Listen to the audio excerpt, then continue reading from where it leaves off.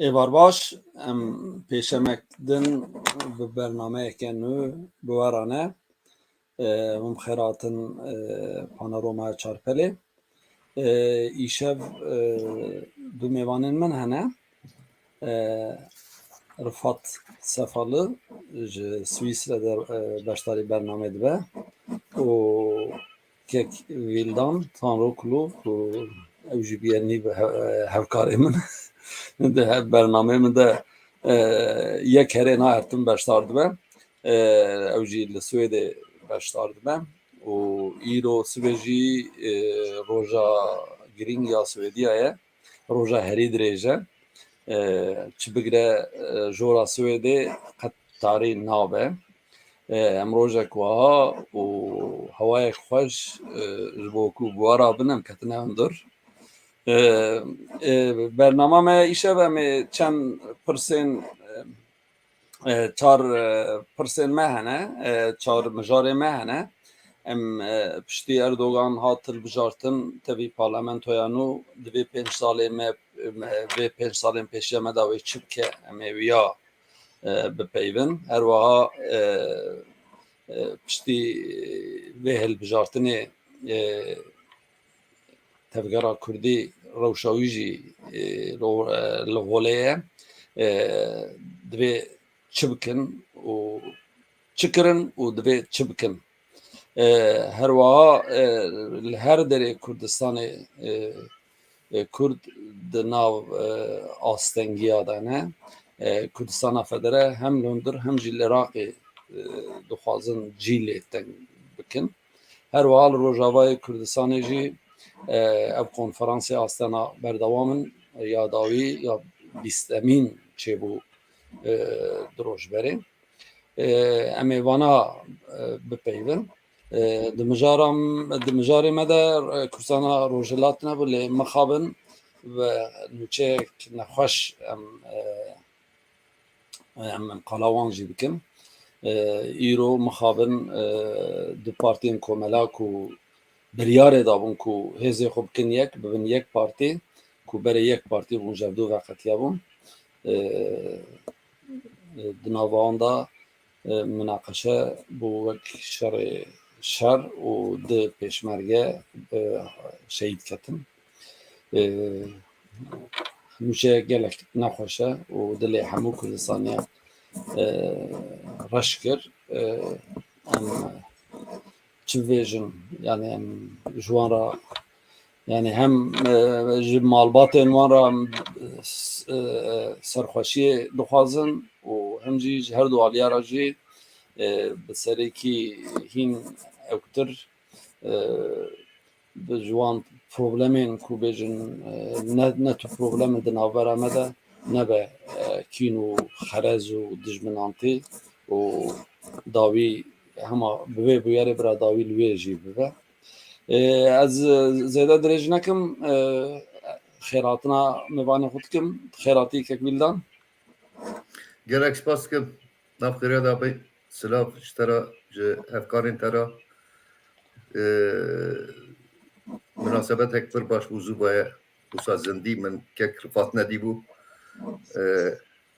Silavê xwe ji dil ji we teva û ji temaşevanan re dikim. Hêvîdarim ku programa me bikaribe bi münaqeşeyê sohbeta xwe em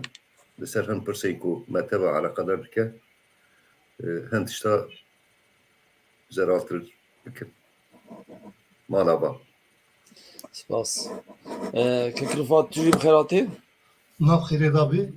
ez spas dikim işte û xebatkar û hevkarên te hemiyan re û temaşevanan re û wekî ku Kek Vîldan got vesîlakî baş bû me hevgotu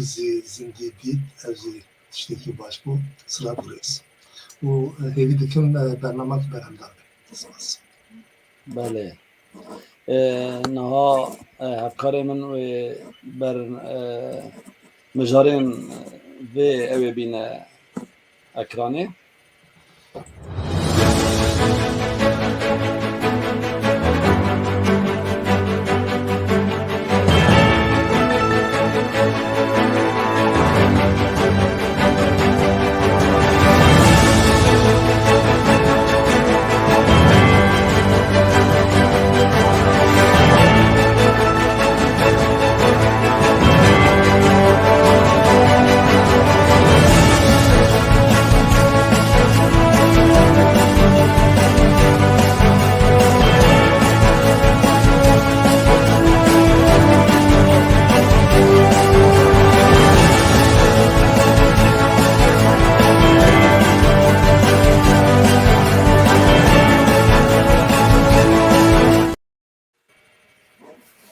ولی ام به مجارا یکم دست پی بکن و کل زن به بجارتنا 28 گلانه اردوغان اکثر حکومت ترکیه جبو 5 سالن پیشیا ما جی دیرکسیون ترکیه دسته خود هشت پارتیاوی و اتفاق جمهور پرانیا اندامین مجلسا ولایت بدست خستن به پرانیک مزن برحتی همو بریارین که دخوازن دوی بکاربن ده مجلس ده بدن قبول کرن هر چخاص هجمارا وان تیرا گوهرتنا قانونا نکجین ده آلی دنه ده ام دزانن ترکیه ده کریزک گران آبوریه ده دلار نها بیه 25 لیرا و ببجه انفلاسیون به رقمان تین او کرن نها پرسه و اردوغان دوی 5 سالی ده دخوازه ترکیه بگینه که داره و ترکیه بگیه که داره yani Erdoğan vakti خدا بسلوگانا جناره خورا صفر پروبلم دست پیکر و خواست پیک بینه انا به همو جیران خورا دور کتیه و نها یک جاره دیسا دیرکسیون شکان ام و پرسه به کک ویلدان دست پیکم تو چواد بینه و ev 5 سال پیشی همه Türkiye به idare Erdoğan mevvekö deri. Gerek spas kim kek mümtaz cara kidin sıra biştara ucu hamu kek rifatu hamu temaşavanan ve nuha beryako az bersiba ve perse bidim ka Erdoğan de serokatiya Erdoğan da rebebriya Erdoğan da 5 salı peşiye ve çabe یک تشتکی مهم هیا ده همو yani tespitin لسر علم سیاسی ده یک تعریف سیاست اوه که سیاست aynı وقته ده پیشبینی جواکیه پیشبینی ریبچونا جواکیه من قناعت من yani bir salaya بسارات بیجم 6-7 سالم اما بیجا 2015 ورده از سروکاتیا ترکیه دا سروکاتیا اردوغان ده دولتا ترکیه و استقامتا دولتا ترکیه ده نه پیش بینی بارد بینم yani مرو نکاره yani peşbini ne tahmine peşbini de ilmi siyaseti de evku yani hem faktörün esası ya revebriya civata heye evana hukukine evana siyasine evana kültürine evana aborine evana evleyine askerine ligor wan şerta kure halkı rudne mesela plana ki 10 sala çetke devlet çetkim plana ki 20 sala çetke 30 sala çetke hatta gerek lekolin hene yani mesela devleta yekuya Amerika ya İngiltere ya Almanya yani vakt devlet vakta hem plana çetkin 30 sal 40 salı planın 30 salı 40 salı çetkin ev planın 30 salı 40 salı da sadi haşte sadi not rast derkebe serdikebin yani. Beca problema Türkiye çiye? Problema Türkiye pragmatisteki megalomaneki yani de revşeki pır taybetiya Türkiye'de 23 sala Türkiye idare dike de tariha Türkiye'de dema Mustafa Kemalci dahil dema heri zede dema heri direş ya ku partiye ki be piştgiriye ki pır xurtiya parlamentoyu li Türkiye hükümet dike yani ji 23 hatta 38 15 sala ji 38 hatta 46 şaşa jî 7 sala tu evî ew bikî yani piştivi juhu partiya komariya Türkiye Cumhuriyet Halk Partisi juhu ji iktidarı 1905 da yani 46 da perçe buye partiya babune 45 da ev bune yani hükümeta heri demdirece le yani tut tişt yani ev pragmatizma ve çima dibêjim yani piştî ku yani bi guherandina Kanûna Esasiya 2017 jî sistema Türkiye ya parlamenterizmê guherand yani sistemekî ucube derketiye ortê tut tiştekî ancak meriv bixwe Recep Tayyip Erdoğan be ku bizanibe piştî salekî li Türkiye çi be yani وقت مرف اقتصادشا دخوینه وقت مرف yani civaknasa sosyonoma dixwîne wexta meriv siyaset medara dixwîne tehlîlên li ser Tirkiye çê dibin piraniya wan hem Tirkiyeyê hem derve qasê ku bi çapemeniya Swêda falan mestaqî dikim ya jî wergerê wan wexta hatibin kirin bi Kurdî ya Tirkî min taqîb kiriye yani Türkiye bu ya devleteki ne peş bînbar problema esasiya Türkiye evet düm numune îro derketin nuha yani îro de medya sosyal de bi seda axaftinên Recep Tayyip Erdoğan li ser faiza çêbû yani işte destê xwe li dilê xwe dixist ev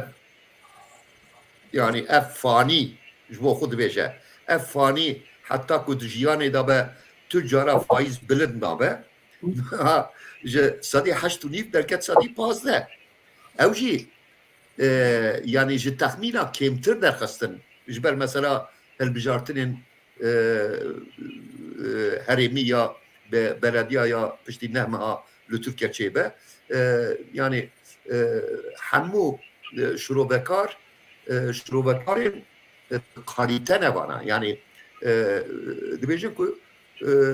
yani faiz normal ji îro de divê ji sedî sî zêdetir be dolar yani işte Mehmet Şimşek û Cevdet Yılmaz îro çûn Emiratê Yekbûyî Arab ji bo pere bînin yani ev ê çi bifroşin yani tiştê destê wan de maye botlak ew bifroşin Türkava yolları yani evanatên xeberdar ew ê bifroşin tiştê firotinê jî êdî destê wan de nemaye yani herhalde erdê tiştê milî ew ê bifroşin Emiratên Araba Katar û ciyên din ji bo ku pere bikeve Kasa Türkiye vingî valaye yani eviya kaydeya iktisadaya yani devletekî 85 milyon wexta di kasa meriv de yani kuruşekî pere nemabe kasa meriv de pereyê ku hene yani bi deyn û bi îpotek û bi tiştên din hatibe dayîn ew dewlet di halê normal de divê nikaribe li ser piyê xwe bistekine û ew civat jî di halên normal de nuha em behsa bihara Araba dikin li Tunusê yani sedî pazdeh heqê nan bilind bû lawik xweşewtan li wê derê bû protesto xwe belav kir tamam teoriyên konspirasyonê hene û zançe Amerîka wanî kir ma Amerîka yani Amerîka wisa dike ma aqilê wan milleta tune li bir jî nuha yani ez zêde dirêj û fireh nekim Recep Tayyip Erdoğan İslamist, neteveperest yani senteza Kürt İslam ya hakikiye kemaliste yani evka esası ya yani versiyona İslami ümmetçi ya kemalizmi ya pır zahme بوی هلبجارتنه جی پی خو قایم کریه خورد کریه پیشی اوی تنه روشا اقتصادی هیه روشا آبوری هیه کریزه کی پرمزن هیه جالی آبوری به و ملت reaksiyona ki ev çava nişan bide ev eğer bikarbe ev yani nerazı buna ji rewşa aborî ya cibata Türka taybetî parî bin kontrol da bêle di pêşiya me da numuneyekî nû ya devletekî İslamî wekî İran heye wekî İran yani Afganistan jî dikare bibe yani lê ferqa Türkiye û Afganistan û İran parî yani ji alî tarîxî ji alî aborî ji alî siyasî ve peywendiyên Türkiye û civata Türkiye bi dinya gerbê ra ye dinya Rojavayê ra ye bêja netîca wî ev ê çi be meriv nizane loma yani qenaeta min a şexsî ew e yani em nizanin ev ê sibê çi bibe li Türkiye de bi pêşengiya bi rêveberiya Recep Tayyip Erdogan û ez bi rastî nikarim texmîn jî bikim 3 sal şûnde çi bibe û gelo yani bi rastî jî ev rêberiya siyasî ev hikûmeta Recep Tayyip Erdogan gelo ew ê 5 sal bikarbe li ser piyê xwe bisekine yan na evana tev maalesef ji evkê derketine ji pîvanên pêşbîniya elmên siyasî elmên civakî elmên îktisadî derketine pir zehmet e gelê Türkiye jî û her kesê ku bi Türkiye ve bi awayekî girêdayî siyaset dike ticaret dike peywendiyên evkê dike divê hesabê xwe rojane bike hesap bikin işte îro hem faiz bu yani sibê wê çi min hîn beyanekî wî nexwandiye li ser derxistina 6,5 ji sedî 6,5 bi carekî de li Swêdê min îstatîstîkên evkê ji bo vê programê jî min lê nêrî ji dema koronayê bir de sedî 0,25 û 25 faiz ji evkê ji yani 4 sala 3 sala da 3 sal û nîva da ji 2020 heta îro ji sedî 3 û nîv bilind bûye qerara nû ew ê bê ew kirin lê hemû texmîn nîşan didin ku ev bilindkirina dawî ya evkê be yani însan karin pêşiya xwe bibînin siyasetmedar lêkolîner kesên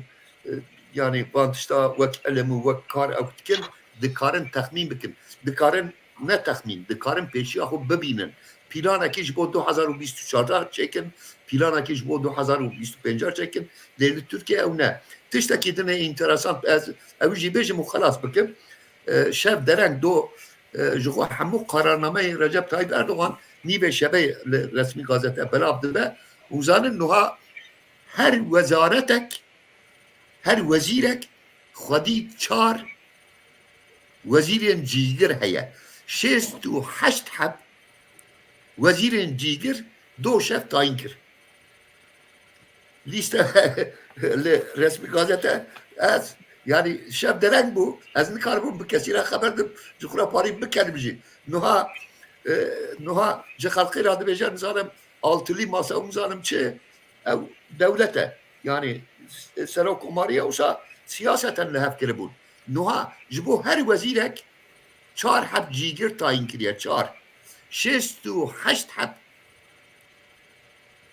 wezîrên cîgir heye ê de were ji bo devletekî wisa ji bo rêveberiyekî wisa ji bo felsefeyekî wisa bikaribe ji bo sibê tiştekî texmîn bike maalesef divê em hemû çi Türk çi Kurd êko ji siyaseta wan tesîr dibînin divê rojane em hesabê xwe bikin ne ji bo mehekî ne ji bo du meh ne ji bo salekî ne ji bo 5 sal û rewş bi rastî jî tarî ye ez wisa dibînim rewşa yani xelq ew ê perîşan be eger nikaribe biya bi awayekî bigorîne di vê demê de perîşaniyekî mezin hem jarî aborî hem jarî jiyana civakî li pêşiya civata Kurdistana Bakur û Tirkiyeyê û li gora biya jî meriv karibe çi bike ew jî qabilê münaqeşe ye spas dikim. Ez divêm ew Mehmet Şimşek mesela faîzê çiqas bilind bikin bazarekî gelek hiş kirine. Ana Mehmet Şimşek gotiye wilo nabe zimanê dorî gotiye wilo nabe. Lê tiştek din yani tabii Erdoğan meriv gere wî ew jî neke siyasetmedarekî yani bi hin hêlê xwe tiştê ji evê beriya xwe ew pir cuda jî difikire. Yani mesela cîgirê serok da kes texmîna Cevdet Yılmaz nedikir û daxaftina evê de jî rabûj Ahmedê Xanî ew bijin gotineke Ahmedê Xanî navê Ahmedê Xanî kar anî û got dema serokatiyan û girt wergirt yani wî alî jî dizane ew bike aliya dilê wan ew bike. Kek Rifat ez bi wê dest pê bikim pirsa heman pirs te dipirsim lê Erdogan bi sozê ku cira ewlê hat dema ser hukm sozê ku bibe endamê Yekîtiya Ewropa bi wî sozê yani soz da ku ew ê bixebite ku Tirkiye bibe endamê Yekîtiya Ewropa û niha suretên Yekîtiya Ewropa jî xwanê nakin ji Tirkiyeyê yani bibêjin berê belkî piçek dihate dîtin serê suletê wan niha ew jî nayê dîtin yani tu rewşa Tirkiyeyê çawa dibînî yani hem bi alî cînarê xwe hem bi alî bi Yekîtiya Ewropayê hem bi NATOyê ra yani wiha ma bi Kurtayî û niha li herêma min jî problem mezin hene şerê Rûsya Ukraynayê gerçekî ew jî yani bi hinek hêla xwe bibe mijara me belê Ez ji dubare pirsê berfereh bikim tenê ne alî evê be dubare ez dî silav dikim di warî da yani Kekvildan got tarî lê ne tenê tarî reş û reş yani tu tarîbûniyê dîsa me re dikare hem tişna ne lê tiştekî ew dinê lê li vir tişek ew kê hem di têkiliya navne teviyê da hem divarê faîzê da Kekvildan goya derketiye sedî da 15 sedî da 6 tiştek bilind bûye ma siyaset û aborî Tirkiye di rewşekê we xirab tê ku di aboriyê da qet nikarin nefesê bigirin lê aborî û siyaset sê wek terazûyê du mêzene hebû du tesîr dike ji ber wî zê cî ku Kekvildan hişt ez jûr dest pê bikim Şimşek çû ew Yekîtiya Ereban lûr û ji wê şûndazî wê here diyare Cem Suûdiya lê eviya hin ev çûyîna wan tenê ji bo aborî nefeskirtina aboriyê li Bayazê yek alî çênabe yani daxwazên ew kesên ku perê xwe bişênin vira an li vir bixwazin tiştekî bazirganiyê bikin daxwazên wan a bingehîn jî heye ew ku bicîneyê tu kes perê xwe zî nayîne vira ew ji bo Yekîtiya Ewropayê zî derbas dibe em bêjin Yekîtiya Ewropa wexta ku bixwaze li Tirkiyeyê tişna bike daxwazê wan heye yani ew zî dibêjin ev alozî û reşî û problema ji ortê rabin wê çawa rabe yani niha li pêşiya Tirkiyê da çend ew hene yek mesela kanûna bingehîne yek rêvebirina siyasetê ye û pirsgirêka Kurd e ev ya herî sereke ye ji bo devletên Ewropa Niha dibêjin heger ku pirsgirêka Kurd çareser nebe em nikarin lûr tu gav bavêjin derbarê aboriyê da em ne dikarin perê xwe bişênin lûr em ne dikarin lûr tiştekî bikin. Evan probleman wê çawa helî bike ji ber ku Recep Tayyip Erdoğan zê pêşerozê da wê çi bike çawa bike tu kes nikare tiştekî bêje her tim her tişt dikare bike. Mesela ev heftek daviyê da du wezîrê wan a Diyarbekir yekî Diyarbekir milletvekilî Diyarbekir'e yekî zî ev endamê wanê evkeye meclisê her du zê du daxuyanî dan daxuyaniya diwarê siyasî da pir balkêşin. Mesela Ensari oğlu dibêje ki pirsgirêka Kurd ne tenê pirsgirêka PKK'ye ev her alî Kurdan re gerek em bişêvirin û pirsgirêka Kurd çareser bikin. Gelo vaya nêrînê viye ev tenê dibêje am çi qas ji evkê dibêje ne diyare yani wê çawa helî bikin niha di nav xwe de nikarin vê problemê helî bikin. Ji hêlaka din zî Abdurrahman Kurd bi Mesud Barzanî ra gava ku hev du dîtin li wir dibêje ew ke erê em di siyaseta xwe ya nav netewiyê da dibêjin em û Azeriya du devletin yek milletin ji vê şûn da em ê bêjin em ê sê devlet bin yek millet bin yani ali tu ji dikare tiştê ku sa bêje li wir çawa dibêje evkê wî çi ye bi çi evkê dibêje kes nizane yani Kurd û Türk jî tu carî nebûne yek millet Kurdekî rabe vaya li wir tiştekî wisa bêje evkê wî tune ye. Lê yani vana wer xuya ye ku hin gava bavêjin lê van gavavêtinê da gavên çawa bavêjin ew ne diyare. Mesela ji bo evkê dibêjin dîsa Galip Ensarioğlu dibêje Öcalan ji ji Kandil û ji evkê zelaltir e ji Selahattin zelaltir e ji ber ku ev dizane çi bikin çi bike lê Selahattin serê xwe ber Kandilê tewand û nikaribû tiştekî bêje ew çawa emirdan bi wî şeklî meşiye. Yani divan gotinan da xuya dike ku van rojan da dikarin dîsa bi İmralî ra hinek têkiliya deynin û rêvekin ji bo ew li gor pirsate bi Yekîtî Ewropa devletên Yekîtî Ewropayê ra têkilî danîn da hin tişna bipeyvin lê ji bo çareserî tu guman û bawerî û evkê min tuneye ku tiştekî çareser bibe.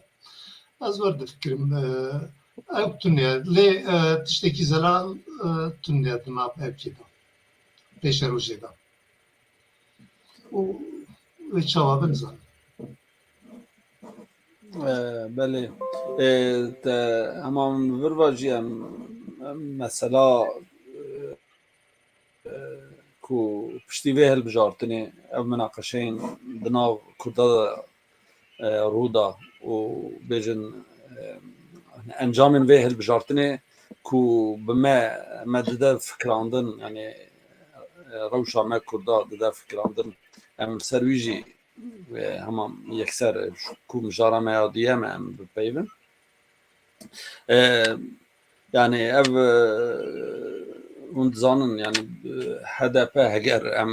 rayê wî ku li Tirkiye wek hejmara rayên Kurdan tê hesbandin alî devletê ve alî evê ve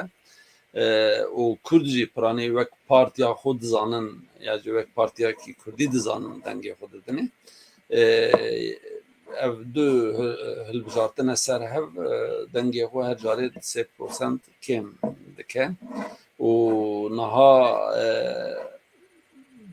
piştî vê hilbijartinê minaqeşeyên mezin di nav wan da jî derketinî di nav wan da jî bi deng minaqeşe bêdeng bû belkî berê lê ana bi deng e û ev minaqeşe çiqa sere wê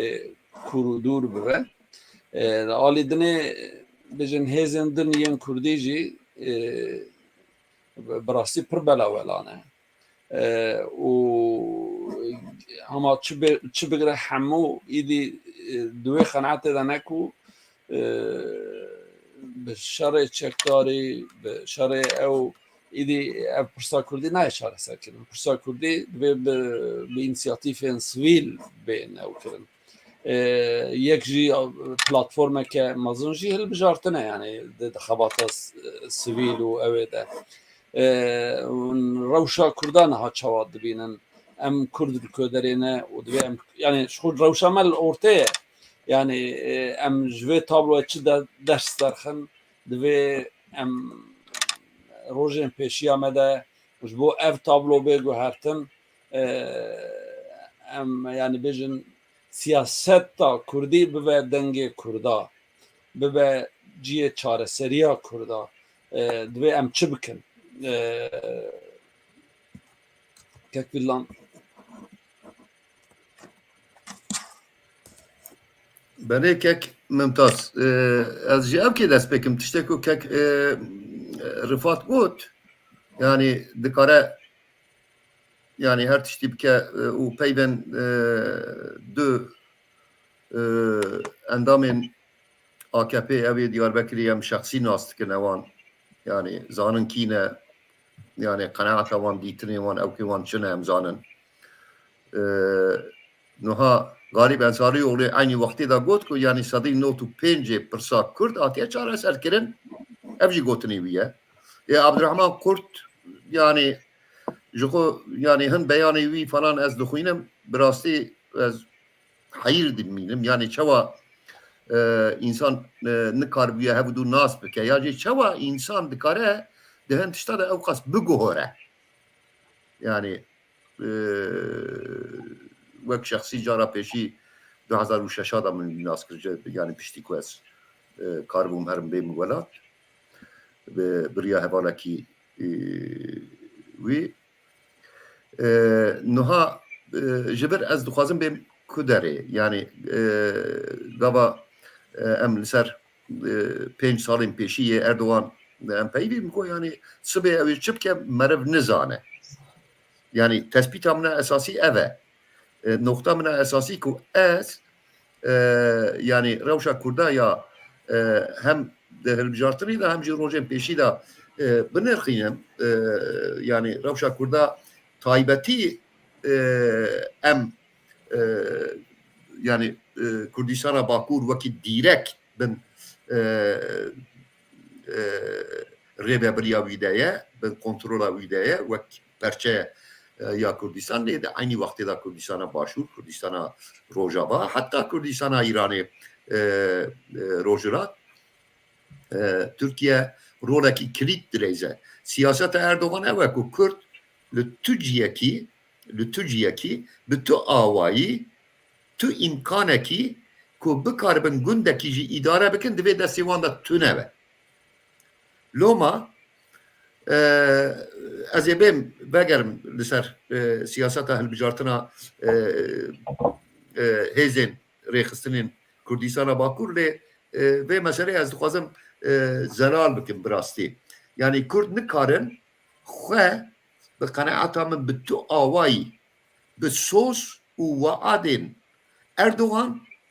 û şirîkên wî yên nav Tirkiye neteweyî şirîkên wî yên li herêmê de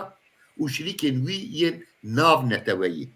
meriv kare binav bike di nav wan de hin Kurd jî hene şirîkên wî işte dewlet hene İran heye wexta mesele dibe mesela Kurda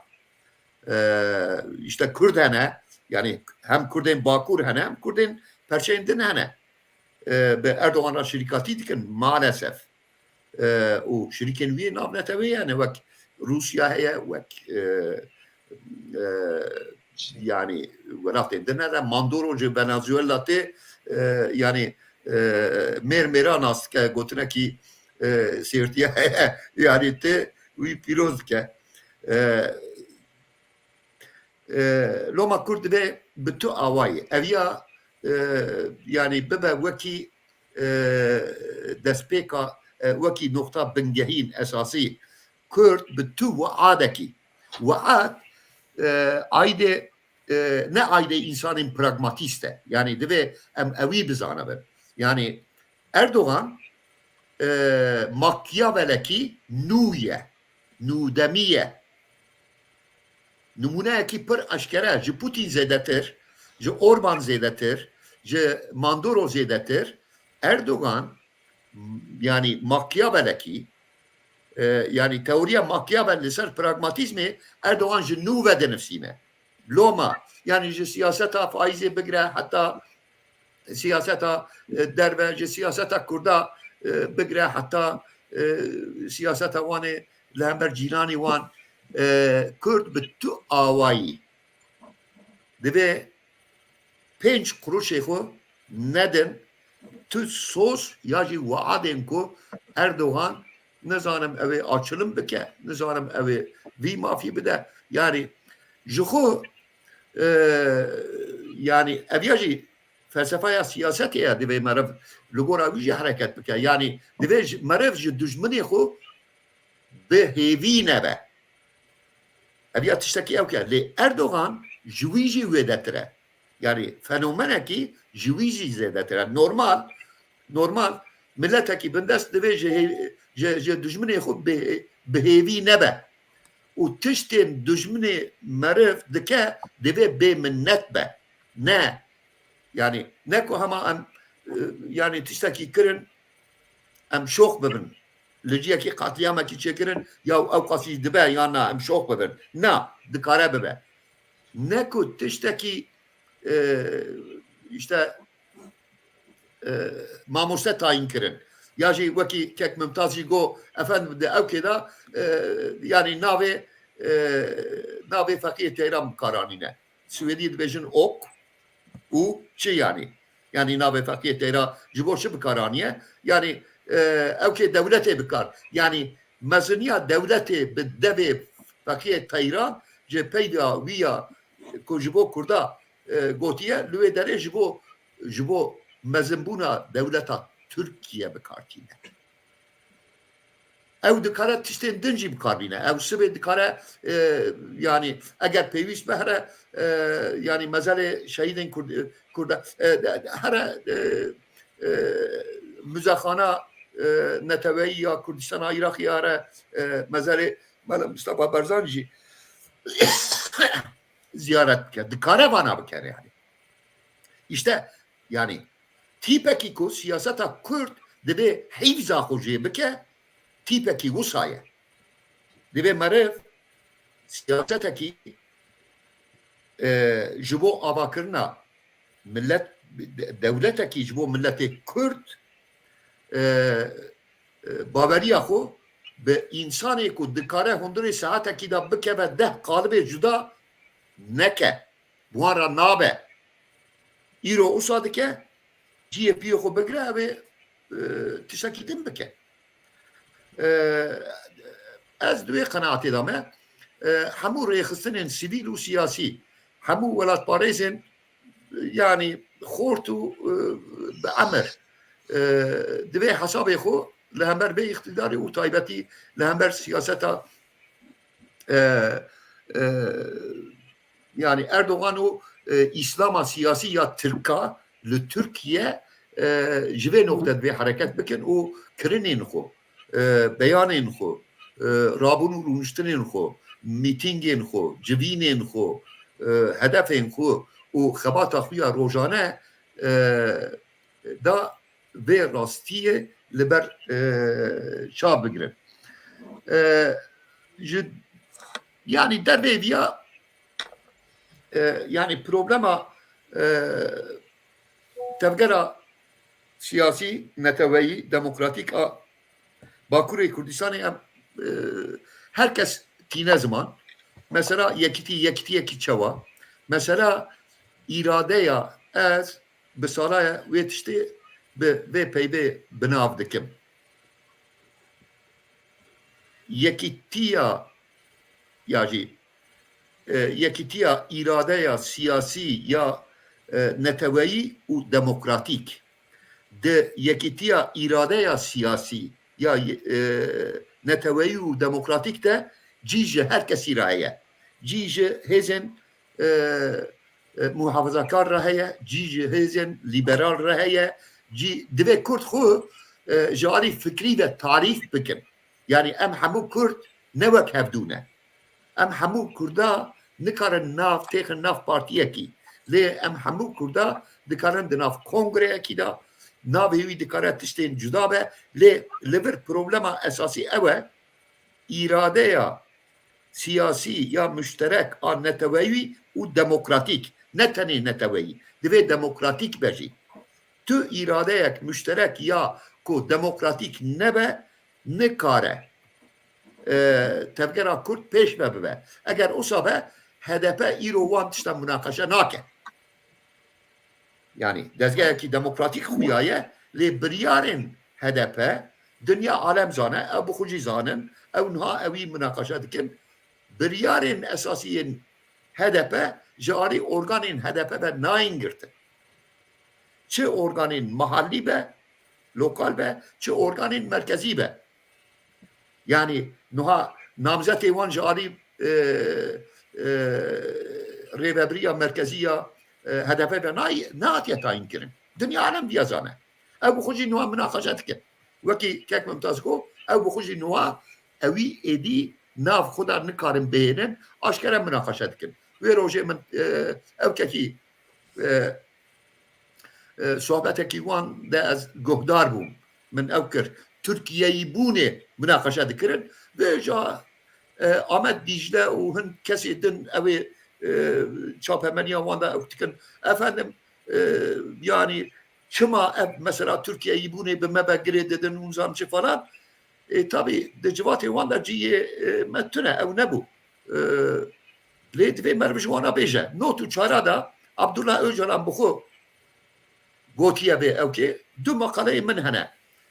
li medya güneşî li ser gotinên Abdullah Öcalan wê münaqeşeyê bi Tansu Çiller rakir peyva Tirkiyeyê bûnê bi wî awayî ket nav ew kê ket nav xebata legal ya Kurda duravana 2014'da DTP Demokratik Toplum Hareketi çekirin Dura Demokratik Toplum Partisi li Kurdî for çarmak eminene entegrasyonalizm ko yani şekli Türkiye'yi bunu eve ko yani Kürt belki jari abori jari civaki hen varabe entegre bubun leh Kaseko İro yani irada xo be şahsi özgür vatandaşlıkta Türkiye'ye da deminin tüccara tevkera Kürt ne atı bu ve nokta. Jari hedef aklıya siyasi ve entegre Türkiye'yi bun eve. Türkiye'yi bun eve ko tu statüye ki jibo xwe idare kirini ji Kurdana nexwazi. Yani Türkiye'yi bun çiye? Tu dibêjî welatê me ye devleta me ye ve em dixwazin vê devletê demokratîktir bikin. CHP jî ew dibêje, İşçi Partisi jî ew dibêje, heta AKP jî ew dibêje. Loma li vir problemekî esasî hêzên me yê din, hêzên Kurdistanî, welatparêzên bi rastî Kurd û Kurdistanî welatparêzên ku bi xwe dikarin îrada xwe bi xwe tespît û tayîn bikin. Nav tengasiyekî dane de ew lezbûna siyaseta rojane da carna difetisin divê ew yani wekî ku yani sala 1965 ji nû ve dest pêkin ya 1975 ji nû ve dest pêkin divê hem vizyona xwe hem jî kar û xebata xwe ya pratik a rêxistinî polîtika xwe ya rojane ji nû ve bifikirin bêm firebin bi bêwestan alîkî ve xwe bi xwe rêxistin bikin partiyên cuda ne dîtinên cuda ne sosyalîst ne liberal ne muhafazakar ne sersera serçaba bira herkes rêxistina xwe bi bîr û baveriya xwe bira bike parlamentoya Türkiye'de yetirka 8 partî wan hene li Kurdistana başûr parlamentoya Kurdistana başûr de 8 partî hene bira hebin lê de îradeyekî müşterek ya neteweyî û demokratîk de sîwanekî millî de bikaribin bi hevdûra kar bikin. Divê warî de jî mesela di hilbijartinê de yani dilê min dixwest peseke pak û bi hevdûra bi rastî helwestekî müşterek deynin. Hêza wan û dengê wan ew ê xurttir bûya. Hema bidana yani ez bûme mesela ez bûme minê bigota yani du programın ew kê berdê hilbijartinê jî min qenaeta xwe bûya way diyar kir.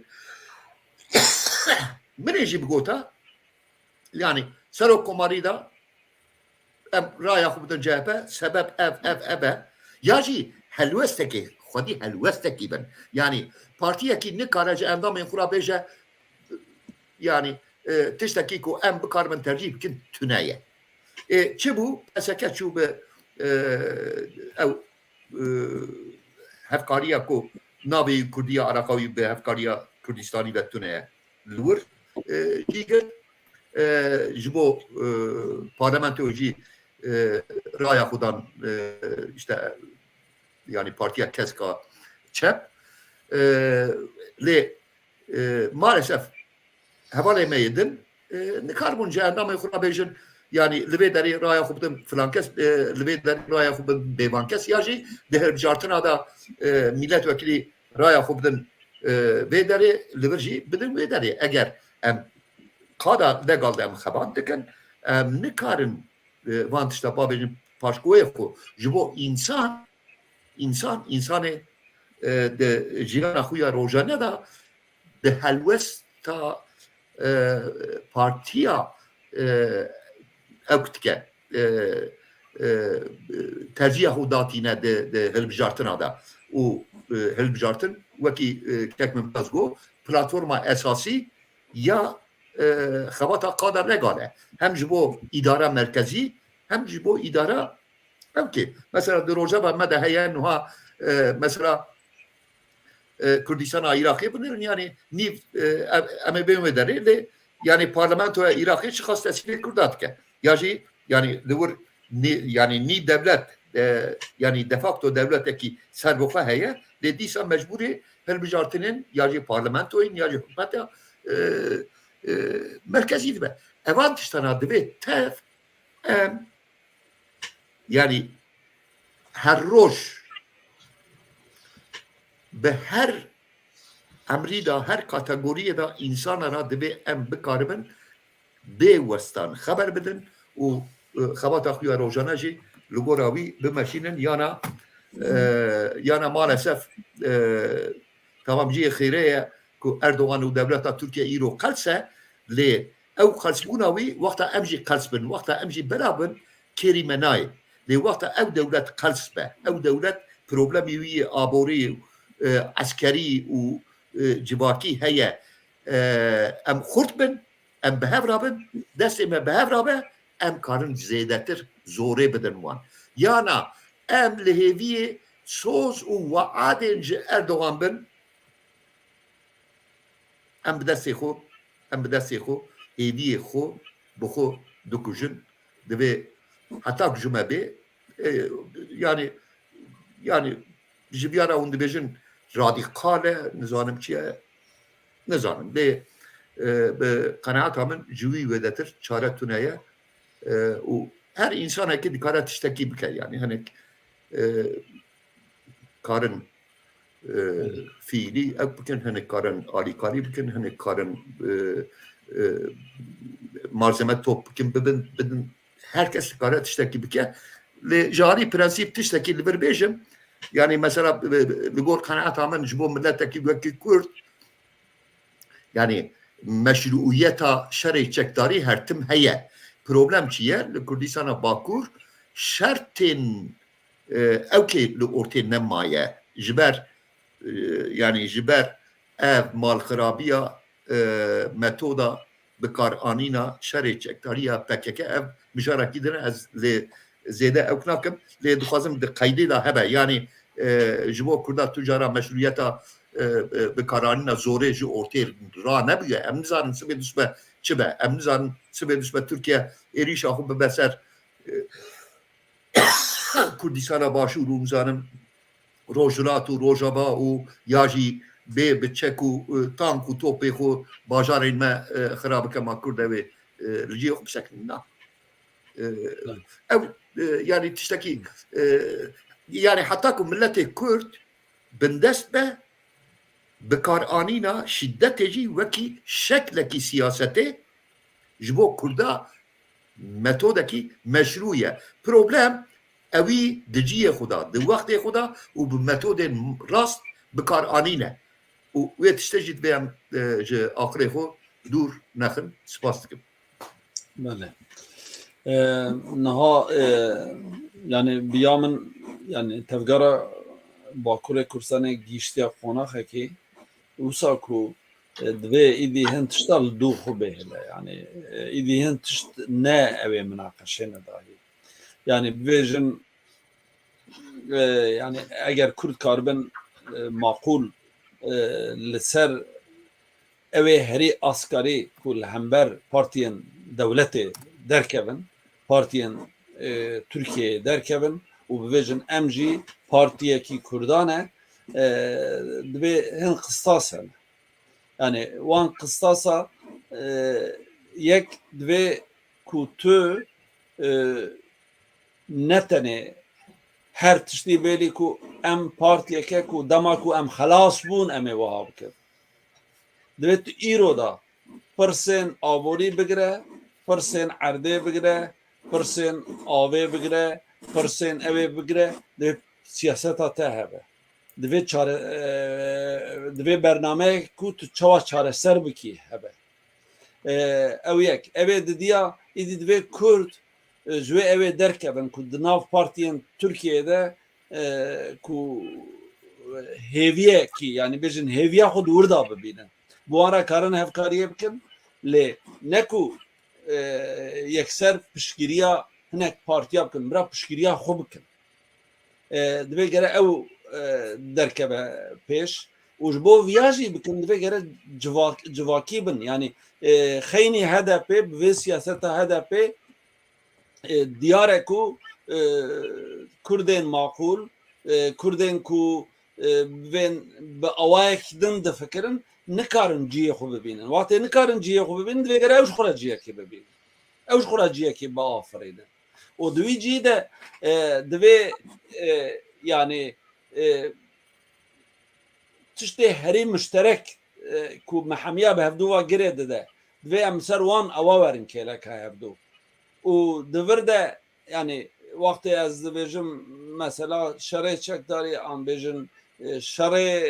yani bêjin xebatên îlegal wana zemînê wî û bên ewa wî nemaye di teknolojiya îro di evê wî de heq û neheqê ew tiştekî din carna makîl bendê bû ku wek Daişê ewek derê wextê tiştekî wisa wek millet ji xwe bivê nevê ji bo hebûna xwe te ew divê tu xwe biparêzî lê yani ji bo ku em îro sibê em hewcedarê partiyên ku bibêjin bi nav Kurd yani bi naverok yani bêjin bi taban Kurd lê bi gotin û bi ew bi Türk tune divê gere em evê xwe çêkin yani divê warî de divê em piçek ji îro ew bin çawa beriya hefteyê qûşaxek tesîmê qûşaxek nû kir cîlekî nû kir divê hê cîlê ku beriya heştê jî divê cîlekî nû biafirîne ku vê xebatê bive qonaxek din û divê evê heyî jî herkes em pişkir bin ji wan re û em rê vekin yani dema ku partiyekî karibe têkeve hilbijartina em karibin çêkin û problemên me yên pirsên me yên müşterek karibe ji xwe re bike program nehewce ku em partiyekî din ji bo ku wê partiyê kontrol bike em ew bikin yani divê em partiye wisa em bi xwe bibin şirîkê wê partiye em wê partiye pêşta bixînin yani ez yani bêjin ser gotinên kekvîldan muxesibane anê ez dîtinê xwe jî bibêjim kekrifat tu divê çi em çi bikin îro yani rewşa îro da em ji siyaseta HDP em nerazîne HDP'yi bixwe nerazîne ve her çıkartçı xuyên hinda dike û yani ji bo ku ev bibên ev tabloya siyasetê biguherînin ew Kurdên ku bêjin bi sala xebat kirine kedidane xweydana xwe rijandine yani em çi bikin çil pêşiya me heye divê demê de Em çi bikin destpêkê de gerek em bibin Kurd ew mehîme yani em Kurdîtiya xwe pêşxin di kar û xebatê xwe yên netewatiyê da gerek em rêkî vekin. Na hesab bike ji ber ku mijar zê ew e di hilbijartinan da em hinek berekek vîldan zê got ez bama min ê bigotana em di serokkomariyê da rê bidin Kılıçdaroğlu. Yani em divê halê de ne. Niha HDP xwe bike nav ava zêrîn zî bêje ez ne Kurdim ez Tirkiyeyî me wek stratejî dikare bêje wek stratejî dikarin bibin partiyekî Tirkiyeyî lê ew ê hemberê te wek Kurd dibîne ji ber ku Kurd rê didin wan derbê Kurd kes rê nade wan ev ya dizanin ji bo wî zê em Kurd gerek bi nasnama xwe bi evkê xwe derkevin ortaya siyaset zî bi vî şeklî em bimeşînin siyasetekî neteweyî siyasetekî yekgirtî û kurdewarî gerek em bimeşînin yadin zî dünyayê da mînakekî wisa tune ye bê şert û merc ez rabim hineka çi qas ku min bipeçiqînin zî li hemberê min şerrekî tundî zî bidin ez rabim bêjim ez te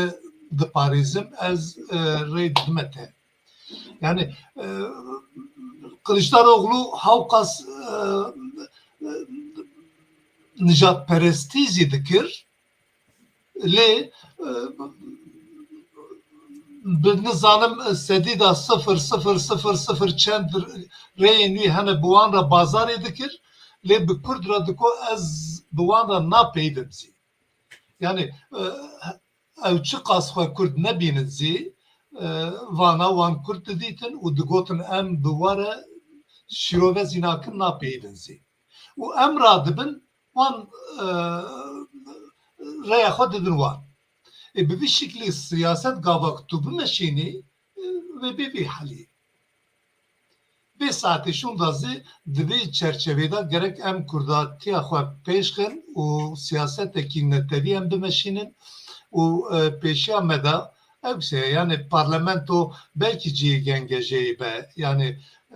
gelo çûyin di parlamentoyê de temsîliyeta Kurda wê bibe nebe belkî ciyê gengejiyê be hinêka dikarin bêjin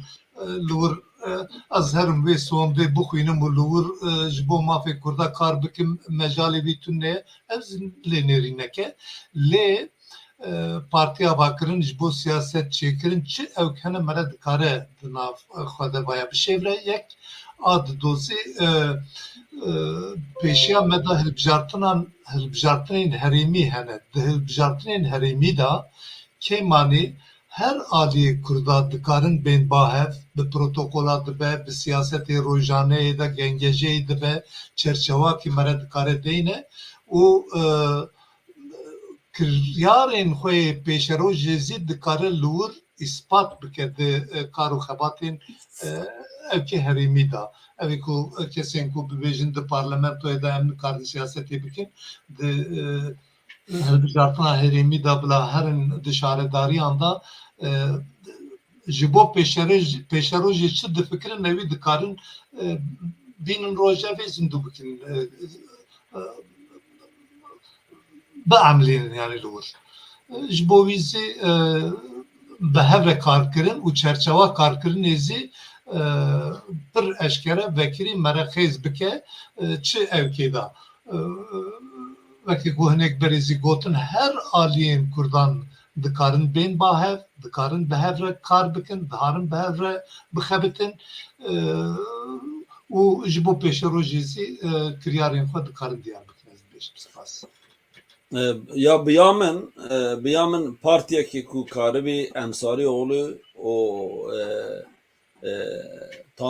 Sezgin Tanrıkulu Türkan Elçi teda cibiki ya Kurda ew imkan ew şert hene heger em birastî em bixwazin partiyeke yani ku dervayê HDP karibe girseyî be û ew be em ji bona wî kar bikin. Tabii xebat û kar lazim e. Li xebat û kar jî bi ew ê dest pê dike. Divê pêşî xewnê te hebin, pêşî dawxwazê te hebin, pêşbîniyên te hebin û tu ji bona wî kar bikî. Yani divê demê de siyaseta HDP kiriye sedî yekê baroyê Kurdistanê wek baroyê Kurdistanê nekiriye. Baroyê Kurdistanê hemû tiştê li Kurdistanê biye bertek nîşan daye. Ew kiriye. Ew ama bi wê siyasetê, bi wê xwedî derketinê partiyekî çêkî wê hemû Kurd li wê dengê xwe bidine. Lê heger em karibin ew bi me re hebe ew qudret ew bi me re hebe ku em karibin çerçevekî wa da partiyeke girseyî û berfire û herkes yani têda be yani bira muhalefeta wî hebe bira rabin ew hebe wek rabin muhalefetê bikin ew bikin lê xwe têda bînim bêjin partiya min e em vê partiyê xwedî derkevin û ew partî karibe muxalîfê xwe jî û ev ê ku wek wî jî difikire karibe di lîstê xwe de cî bigire û bi awayekî demokratîk karibe wan hilbijêre yani berhilbijartin hebe ew hebe yani belkî ji me re ana ewek tê lê bi rastî ew potansiyel heye û nîvê xwediyê vê potansiyelê ew kesên bêdeng ku dengê xwe didin îro HDP de hene yani ne bi dilê wan e lê nikarin biguherînin lê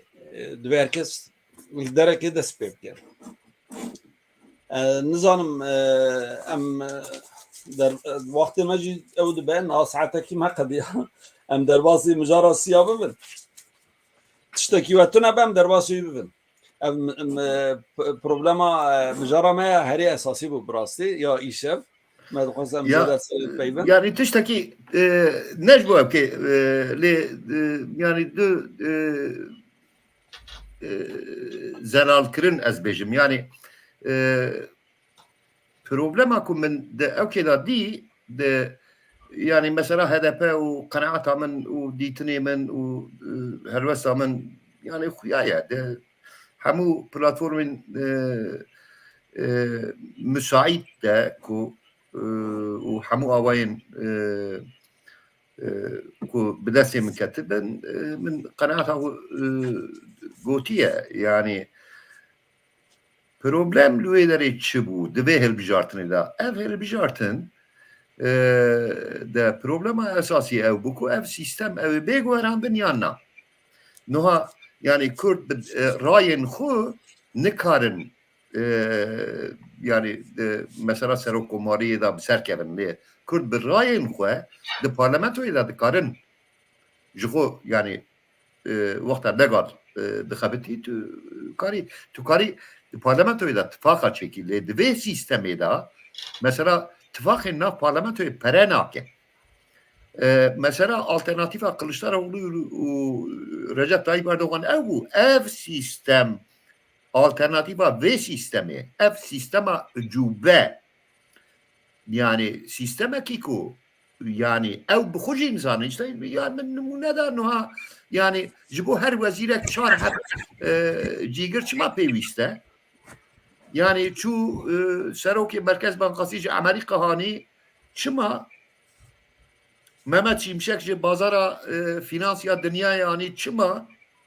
û çi dikin yani heta niha digo ev fanî sah be problem li vê derê bû di vê hilbijartinê da ku Kurd bikaribin yani zêdetir zelal bin yani xebata legal de parî ew pêwîst e yani kîjan gav dikare pêşîl tebeke nefes bide girtin problem li wê derê yani her tiştê din yani ez gel kek rifatim yani ittifaka van da tiştin ittifaka millet da tiştin ucube bu yani mimari ve ucube jî Kemal Kılıçdaroğlu'ya nizanim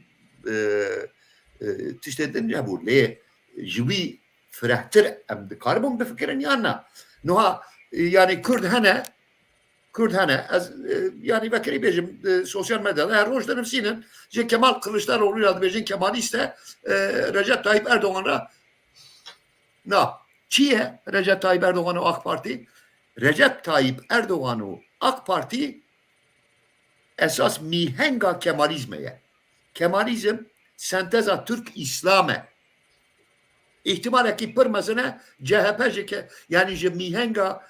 Kemalizmi ji alî ew xwe hinekî belkî sist kiribe lê yani senteza Türk İslam Kemalizme ji bo wî ew ê rabin Hüdapar ya Hüdapar embriryona Daişê ye Hüdapar embriryona Daişê ye di sosyal medyayê da Kurd hebûn erdê Diyarbekirê hûn zanim li Batmanê û li Wanê û li İstanbulê û li ew kê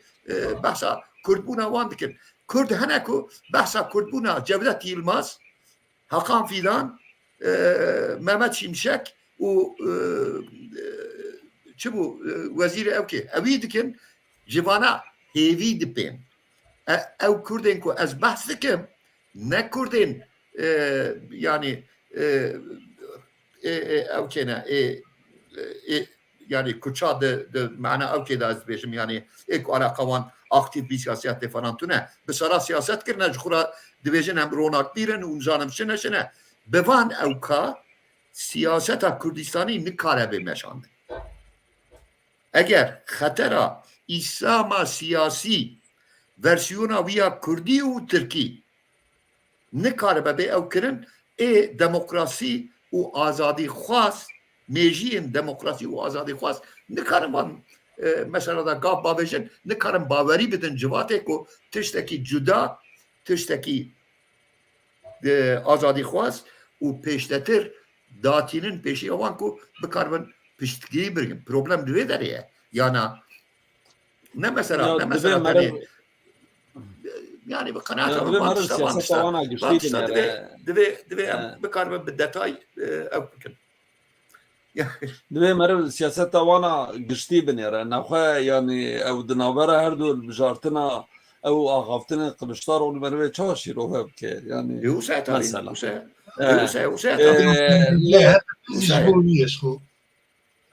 lê em derbasî mijara din bibine divêm mesela ku niha bi rastî rewşa herî em wextê em herî dema bîna me teng dibe û em ew dibin neyse war li başûr tiştekê ye lê niha bi rastî yani bi bêdengî û bê xiracir hêdî hêdî ew esasê wî dikolin yani binê wî vala dikin ew navê Mihemed hikûmeta Mihemed Şiya ez Sadûnê hetimin navê wî bîra dikin yani ev şeş mehe li ser kar e beriya ku bê hilbijartin her rol hewlêrê bû lê piştî ew ê hêdî hêdî bin ev hikûmet û parlamento bi hevdûra niha hêdî hêdî ji bo rola Kurdistana federe ew tiştê ku hatiye avakirin pûç bikin dînamît dixin binê her gavekê davêjin yani bê xiracir bê şer bê ew lê bi piraniya meclîsê dixwazin biguherînin yani ew ê bûya way tê ji bîrakirin ku yek li wê derê çend millet hene mafê milletekî ye ew parlamento niha di gelek ciya da Sûnî û Şîî jî wek hevdû deng didin ji ber ku Erebin Kurd li wê derê ji bo ku negîjinin mafê xwe mesela petrolê de di hin meselên di nêkayî de hevkarî dikin û mixabin hinek Kurd jî heta yekcarina ji çavkoriya rekabeta hundirîn dibin ew dibin pêplûk ji bo wan ew wan yani muheqqeq hûn jî wek min pir nêzik ve rewşê dibînin û taqîb dikin Kekrofat ez vêcarê ji te dest pê bikim di rewşa Kurdistana Iraqê çawa dibîne Kurdistana Başûr çawa dibîne bên li hevdû kiribûn ku mada 140 2017 da goya pêk bata ava 13 sale 16 sale pêk nehatiye em bibên mesela Şengalê gere hel bibûna hel nabe mesela heta derekê bütçe eval hevdû kiribûn ya ew nekirin Kurda ji xwe re rêyek dît petrola ji Kurdistanê derket difrotin niha bi rêya ew qanûnên dewletî û bi rêya mehkema Fransayê ew rê jî hat girtin yani meriv dibîne ku dixwazin rêyên nefesê yê Kurdistana Federe biçikînin rewşê çawa dibînin Şo spas ev pejirandina parlamentoya Iraqê da hem bütçeya evkê diyar kirin hem madda 140 jinûba ew cîkirin li gor vê maddeyê zî di Kurdistanê de demografyaya Kurdistanê dixwazin ew bikin. Cî bi cîkirina insanan da valayiya derxin û her du çandiniya hem Kurda hem Türkmena ji destê wan bigirin. Ew yek prosese ew aldin zî ew petrola Kurdistanê da ku problem di nav gor kanûnên navdewletî ew kirin cezedan Tirkî ji xwe ez dibêjim hinek zê hatina mesrûr li Tirkî ji bo vê yekê bû dixwazin hem rêya petrolê vekin û derbê petrolê zî ji bo tajiriyê hem rêya trênê ji nûva rêya xetê çêkin heta evkê û rêya kamyona zê rêvekirinê de ji wan destûr bigirin. Lê wê çawa bibe destûr girtinê da zê yani di vê evkê da aboriyê da Tirkî wê çi bikaribe bike ew nezelale li rewşa Kurdistana Başûr bi rastî jî di metirsiyeke mezin de ye yani ew gelemperî zê li Kerkûkê rewşa Kurdan û Türkmanan têra xwe xirab e yani wê çawa binizanin bütçeyê da zî parekî gelek ew kirine ji Kurdaran sedî da 12.5 tiştê ku wisa bütçe çêkirine bi vê bütçeyê zî li Kurdistanê hikûmeta herêmê wê çi bike ez nizanim yani pir zehmet e lê ser li Kerkûkê zî hema gelek ew gundî û ew cotkara derketine kolana tapiyên wan ku destê wan daye ew tapiya zê tune dikin û dixwazin destênin ser erv û axê wan û ser çandiniya wan zî dixwazin tune bikin. Ev zî pirsgirêka herî mezin e. Lê çawa wê jina derkevin ez nizanim yani metirsiyeke pir xirab heye û ev kiryarên dawiyê zê hem ji hêla evkê êrişên devletê Tirk zê pir zêde li wir kesî nikare ev bike.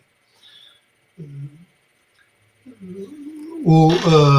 mesela Kerkûkê da HDP û yeneke zî pir zêde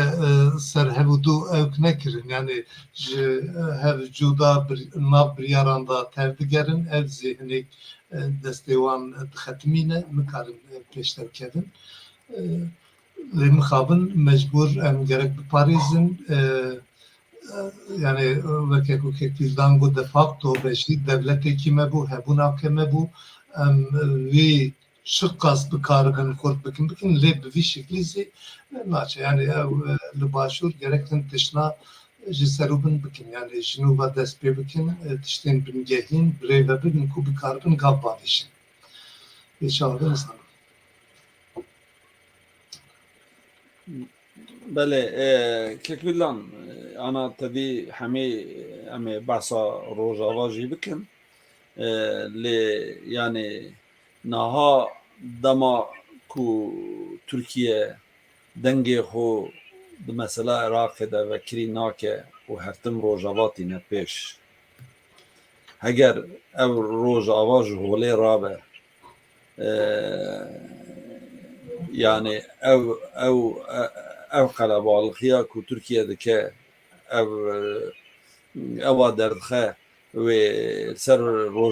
ser başur jî wê neke ama veya ev bikin yani hin ji wê evê bêtir yani bêjin na ku nav Iraqê de yani bên hikûmeta nû ku dişe bi Suniya ra jî lev dike heta hinek Kurda jî dide pişxwe û dixwaze êdî ewa kiyaneta û bibêjin siyaneta Rojavayê yani Başûrê Kurdistanê kêm bike Kurdistana Federe kêm bike lê yani bêjin di alî evê de dengek mezin niye Türkiye tune û tediye derva de jî herkes dibêje ولا Türkiye çav ruan digire û nizanım ew yani ana bêjin Rojava ji holê rakeve derkeve başûr sibê rojtenê başûr bimîne wê çawa be yani wê Türkiye her bê siyasetê bidomîne. Kek mumtaz qayta ev argumenta Recep Tayyip Erdoğan'ı Türkate revan diye. Yani ji xwe vexta mesela Rojava tînin Rojavê çi dibêjin? Dibêjin numuneyekî nû wekî Kuzey Îrak. Ama yani dedim ana mesela siyaseta rojana da zêde ew nakin. Nakin çima yani nakin çima nakin yani nakin ji bo ku yani li wê derê de jor yani meşruiyetekî hukukî ya nav dewletî 2005 da çêbûye. Nuha li vir divê em li vê meseleyê binêrin. Nuha serhildana Buharê adara 1991 tarîxa divê em ew bikin bînin bîra xwe. Hilbijartina parlamentoyê 19 Gulana 1992 31 sal berê. İlankirina Dewleta Federal ya de facto 25 Oktober cotmeha 1992 1992 hatta 2005 Kurdistana Başûr de facto hin Saddam Hüseyin jî saxe de facto devletekî serbixwe çend sal? 13 sal. 2005 hatta 2023 18 sale resmi hukuki navdewletî Kurdistana Başûr devletekî federale di pratikî de devletekî nîv serbixwe ye. Baş e evana faktan e evana li ber çavan e. Baş e ev devleta de facto serbixwe bi hukuka neteweyî ya Iraqê bi anayasa Iraqê û hukuka navneteweyî yani Irak devletekî ye anayasa kanûna esasî wan jarî devleta tê naskirin. Başa Kurd divan 18 salên hukukî meşruiyeta hukukî de çi kirine? Bira kes rabêj min rabêje min di pirsa berê da min got tiştê ku dijmin dike bê minnete yani ha yani Irak yani bi xêra bavê xwe Ereb û Şîî û Sunna û nizanim çi û çi Beasçî û evana xêra dê û bavê xwe xêra ew kê federasyonê qebûl kirin na bi hêza Kurda bi zona hêzên navneteweyî hêzên Amerîkayê ew xas vekiriye başa Kek Osman kitabeki nivîsan serdiya 50-50. Başa ji wê tarîxê heta verde. Yani hêzên pêşmerge kirine yek. İktisada Kurdistanê hebûnên bin erd û ser erd û gümrük û nizanim çi de yani tiştekî levkirî heye? Na. Na Başa bu ya David de Kekvildan ya David de zanî belki şu takip ki evet de münakaşa kirine ku para Süleymaniye ya hükümeta Başûrê Kurdistanê ji wê derê Ezanim. an Ezanım işte. Ezanım. Noha destura ew kêda sê bajêr wexta bên ber bahev ew karin xwe wek herêmekî îlan bikin. Başa Kurd viya ez behsa Kurda dikim. Ez behsa aliyekî nakim. Eger de ev ya yani prensîbekî esasî ye. Eger nakokiyek hebe du taraf hene. Bi kêmanî du taraf hene. Yani em karin ser zariyê Talibanê hezar tişta bêjin. Dê ferq nake. Netîce nayê guherandin. Li wir du partiye esasî hene. Hêza pêşmerge hê nebûye yek. Ha? Hêza pêşmerge hê nebûye yek. Yani İşte ez evî dibêjim yani nuha di her nakokiyê da taraf hene. Tarafekî tenê bi serê xwe nikare nakokiyekî peyda bike. Yani ne usaya yani ne cari felsefi usaya ne cari ilmi usaya tüne tiştekî usa yani. Başa 18 sale ya vicdan ya. Vicdan. Yani serokê herêmê heye. Serok wezîrê herêmê heye. Hikûmeta herêmê heye. Parlamentoya herêmê heye. Başa bana çima kanûnê xwe bicînaynin hilbijartin di wexta xwe de çê nakin. Ya dijmin haliyekî ya. Deyn haliyekî. Ji xwe dijmin van tişta bikartîne. Eger Partî Demokratîk Kurdistan û Yekîtî Niştimanî Kurdistan û hêzên din lev kire bana ma Iraq hikûmeta merkezî û Parlamentoya Federal ya Iraqê karim û van tişta bike. Na. Serokkomarê ew kê tamam selayetê wî pirkê min Kurd e ya. Loma ez hîn jî yani divê xanê de jî ez divê baweriyê de me. Em dikarin hezar tişta ji dijminê xwe re bêjin. Lê roja ku em ji dijminê xwe bihêvî bin û tiştên wan bikin minnet hêviya minnetê bin em ê berpirsiyarî û karê xwe li erdê bihêlin û roj bê ev ê dijmin wan tiştê ku em nakin ew ê li hember me bikar bîne. Rojekî ew ê qedepe bikar bîne ew ê gazî rojekî Mesûd Barzanî gazî bike rojekî Neşirvan Barzanî gazî bike û bêje û êdin jî ew ê bêjin binêrin evana hevkarê Tirkan e fakat Neşirvan Barzanî ya jî Mesûd Barzanî bira qubat Talibanî jî bixura bibe. Bevra rûnê yani qesta min yani em radibin rûdinin hem li Kurdistana Bakur perçeyên din jî yani em ji xelkê gazin da dikin ya siyaseta azadiyê ne siyaseta gazin û lomaye. Siyaseta azadiyê yani bi rastî bêhêvîbûna hêzên dijmin e. Hêzên ku iktidarê ku meriv li hember wî xwedî helwestekî ye. Divê ew hebe. Ew tune hebe maalesef ew ê bikar bînin. Niha mesela hin biryarên parlamentoyê giradeyê çi ne federal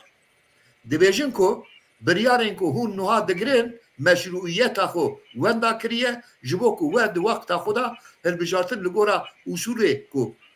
yani ji bo yani her halükarda anayasa Kurdistana Iraqê گریدایی anayasa merkeziye jî yani li gora wî hatiye ew kirin ew jî ew li hember Kurda bikartînin ê başa bira Rêzdar Mesûd Berzanî Rêzdar Nêçîrvan Berzanî Rêzdar Kubat Talabanî û nizanim çi bû navê jî bir kir serokê yeneke Yekîtî Niştimanî Kurdistan Kurê din bi Rêz Talabanî Batır erê bira rabin bersî bidin na ê çi hakin yani şima Kurê xelkê yani Türk berwan şer dikî yani ew jî dibêjin ev welatê me ye ev tişt ne metode ev tişt ne tiştekî berxwedar e nikare berxwe bide ev metoda siyasetê ev metoda peywendiyê ya navxweyî eger em ew qas neheqî li xwe bi xwe bikin em ew qas neheqî li hember hevû dû bikin ji xwe ji dijmin ra tiştekî namîne ew bikin yani ji xwe bi têra xwe bi têra xwe em ji wana malzeme ayar dikin û dûra işte yani ew pirsa te de hebû mesela ew kê Kurdistana Başûr yani kî bawer dike ku yani mesela ew kê ji xwe Tirkiye dibêje terör koridora terörê ku Kurdistana Iraqê û dewlemendiyên bin erd ê zêde bi wê koridora ew kê negîje behra spî di mesela Rojavada jî belkî em xeber din niha Tirkiye ciyê wisa îşgal kiriye ku rêya ew kê girtiye rêya behra spî girtiye bin ew kê de yani Amûde İdlib'e û nizanim çi ye Efrîne yani evana teva wexta ben em deyn aliyekî bi rastî em di rewşekî wisa de ne hem li Başûr hem li Bakur yani em têra xwe dikin ya em têra xwe bi xwe xirabiyê dikin li hev xirabiyê dikin qet nehewceye dijminê me li me bikin eger eviya neyê guherandin eger raya giştiya Kurda welatparêzên Kurda Kurdên welathez Kurdên azadî xwaz Kurdên demokrasî xwaz eger yani li hember îxtidara siyasî li Kurdistana Başûr û li hember hêz û rêxistinên ku doza Xwedê giravî ew kê dikin li hember wan zimandirê yani zimanê xwe dengê xwe bilind nekin zimanê xwe dirêj nekin yani halê me pêşeroja me ne ew qasî ronayî ye û biviya jî meriv dêşî maalesef û vana jî divê em bêjin divê em ser vana sakîn xeber bidin yani ne ku yekî tiştekî got hema bêjin ev ya nizanim merivekî ye yekî din tiştekî got ev ya nizanim xayîn e yekî din tiştekî din got vîzyonekî perspektîfekî din danî ev ya xwediyê meselê erê xwediyê meselê wekî Gulcewan Hemiyat gazel dixwîne mala xwe rûniştiya gazel dixwîne ne wisa ye yani divê naberê da yani hevalê min ê qedîm ez li Hewka jî dinêrim hevalê min ê qedîm Rêzdar Bedran Acar ew tiştekî bigot dibe yani sîstema nav sîstemê da ew nake yani partiyên degal wexta çê dibin yani nav sîstemê da û bi guherandina sîstemê dixwazin pirsên xwe çareser bikin eger di nav wê sîstemê da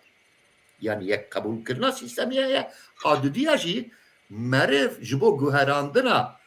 aliyên nedemokratîk wan dixebite normal meriv partiya legal datîne eger di nav wê sîstemê da meriv ne amade ye ku xebat bike wê demê divê meriv partiya xwe bigire rêyekî din ji xwe ra bibîne yani qesta min ji ew kê ew e ne ku ez sîstemê dipejirînim ez metoda xebatê dipejirînim xebata legal şertê wî ew e tu tabelaya xwe li Mêrdînê deynî tu otomatik di nav sîstemê dayî û dûra tu nikarî rabêbêjî ku em nikarin vê pirsê di nav vê sîstemê de çareser bikin te bend û zend ew kiriye ku di nav wê sîstemê de te miracata xwe kiriye وزارت داخلیه دولتی محکمه وان قانون اساسی دعوا سر تبکریه دوز بکریه و تو لهمبروی پاراسترا خود کی اصرار خود دوم دکی کو دناب سیستمی دا ازی پرسین خو بینم روجاوی و بخوازم چاره سر بکم yani evya tabiata xebata legale bingeha xebata legale ne tiştekî ku min bixwe îcat kiriye ez ne mujdê wê yekê me evya tabiata wê yekê loma ez dibêjim eger ew be riya wî ne sistema serokatiyê ye sistema serokatî a Türkiye ji xwe ew tune sisteme padişahî ye yani padişahîye ne mesela sistemekî wekî Amerîka wekî Fransa wekî sistema serokatîye heye ku parlamento ew hevdû ew dikin kontrol dikin yani bi kurtayî qesa min ew e kekbedran yana ne mesela tiştekî din em hinek vegerin kek Rifat jî me wî ji bîr kir kek Rifat niha ama em me başûr û rojava ji xwe tişe aynî deriyê dertê niha civîna bîstemîn li Astana çêbû vê civînê de Sûriye jî wek cîgirê wezîrê Sûriye jî li wê derê bû lê hin civînan bi hevra civiyan hin civînan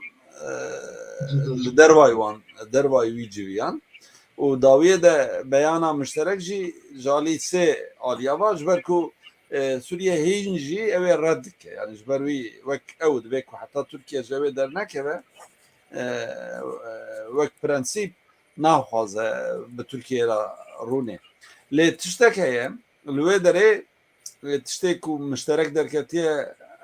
holê hemû dibên bira Amerîka ji wê derê derkeve yani dema ku yani Sûriye jî dixwaze İran jî dixwaze Rusya ji xwe dixwaze Türkiye jî dixwaze watê Amerîka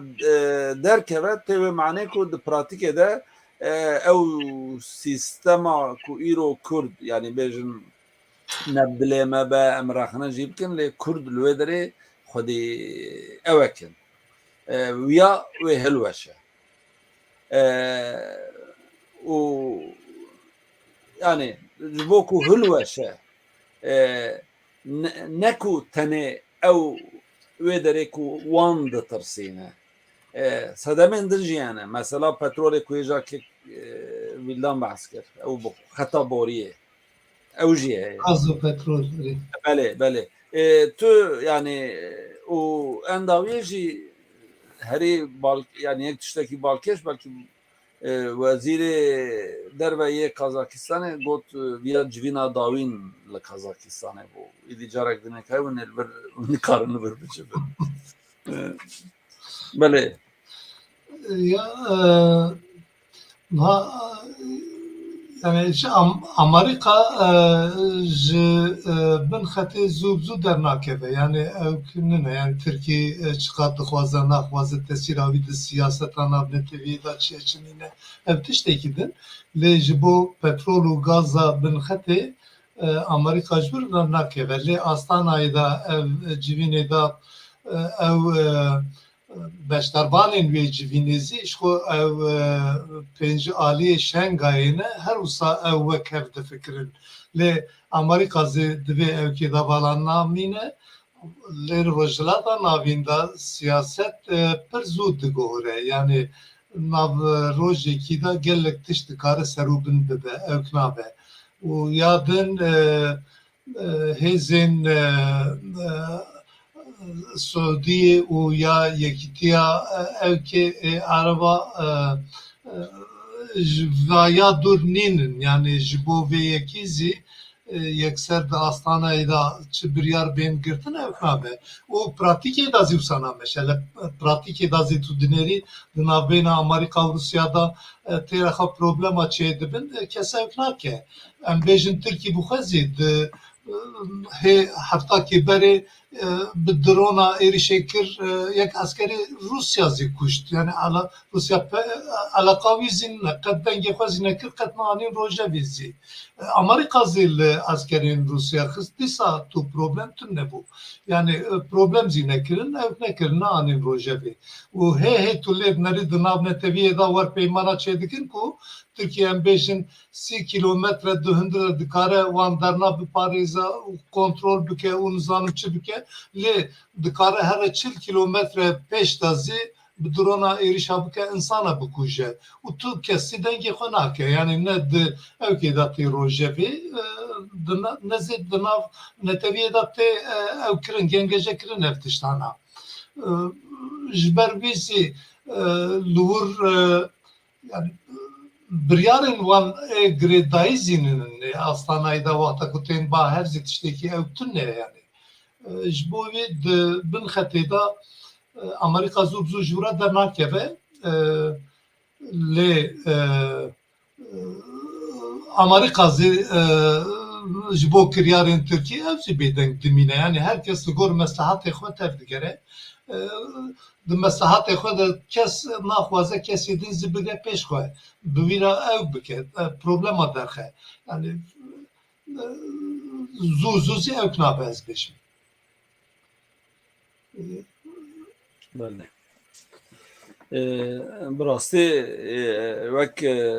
تدی دیویژن یا وک شوری دموکراسی سرسریوانه و کیجا روج کیجا او yani Amerika لحریم درکه herhalde şu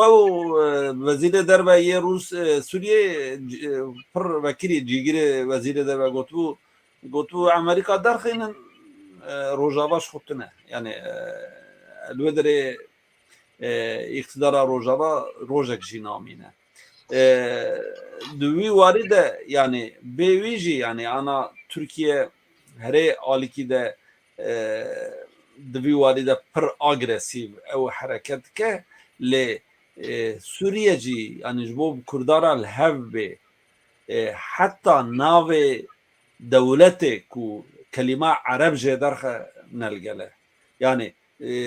nelgele ku bivejin Cumhuriyeta Suriye deve gele Cumhuriyeta Arabiya Suriye be nelgele ku Kürt lvedere mafe zaman bigire yani hükümeta Suriye ya Türkiye ne kemtire esası xuda de Tesîra Rusya ji ew kê zî têş kestin em bêjin di Ukraynayê de ew problem zî tesîr lê dide ew devletên Ewropayî zî ew nakin yani yek alînin e bin xetê da ew kiryarên Sûrî bi Rusya re bi hev tev digere ji ber wî zî pir zêde di nav netewiyê de em bêjin devletên Ewropa û Yekîtiya Amerîka û ya yekîtiyane tevan pir zêde ew nakin yani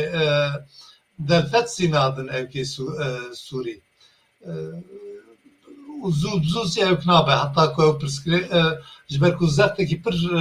ew dide mesela Ukrayna bi bin xetê re bi hev re ye. Yani meredve Türkiye ve İran levdû kirine gotine de mesela Rojava da tu bibêje û mesela başurda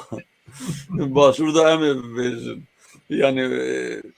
Problema wan rol da ne hevdû û yek du mesela evet Suriye İran qet dengê xwe nake mesela Suriye'de yani heta niha herê tiştê dixwaze dike tabii ji bo hemiya jî ya rastî mesela Kurda qandî mesela Kurda mesela petrolê jî ew heta boriyê ye ku li ser ana nava Türkiye'de dişe eger wextê li ser herêma Suriye'de ser herêma Kurdistanê da derbasî behra spî bibe wê çaxê yani bêjin giraniya Türkiye ve sedî pêncî dakeve zimanê wî wê pêncî wê kin bibe ve giraniya wî di siyasetê de sedî pêncî wê ew ve alternatîv rêyek çê dibe û ev